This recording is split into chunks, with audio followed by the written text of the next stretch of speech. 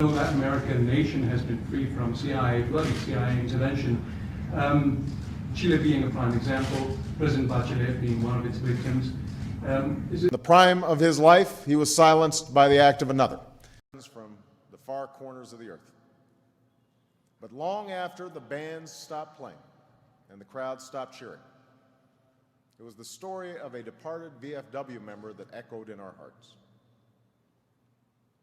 Veterans of foreign wars, you have done your duty. It's the same reason why when my husband travels abroad to talk about the challenges we face, from extremism to nuclear weapons, from poverty and hunger to climate change and the pandemics, he doesn't just meet with presidents and prime ministers. And of course, I'll be consulting with previous ministers and prime ministers, as you should do in the normal way. And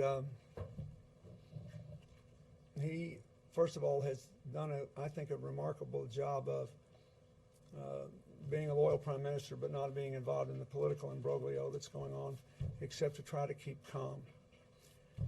Also, there is the former Prime Minister, Mazowiecki, together with us, and he is the person who would like to talk with you about our Polish experience in transformation. That is when we were passing away from the communist regime and getting onto a democratic. Because I know that so often when we think about what that word means, what it means to be a leader, we think of presidents and prime ministers.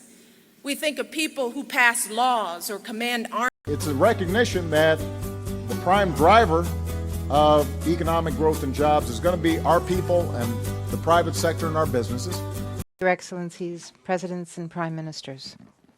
And again, a meeting with the Israeli Prime Minister Benjamin Netanyahu and the President of the Palestinian Authority, Mahmoud Abbas.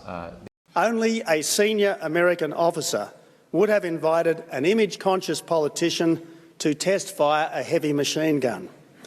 And only an Australian alternative Prime Minister would have been rash enough to do so. These rooms have hosted presidents and prime ministers and kings and queens. But we saved the primetime event for Boulder.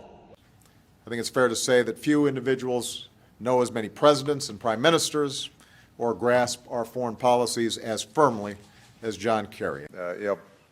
Mr. President, you once remarked that a prime minister's job is to rule, a president's job is to charm.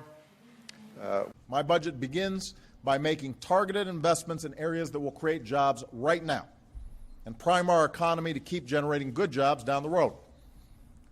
As I said in my State of the Union address, we should ask ourselves, what's also true is that when President Putin, who was prime minister when Medvedev was president, came back into power, I think we saw more rhetoric on the Russian side that was anti-American, that played into some of the old stereotypes about the Cold War contest between the United States and Russia.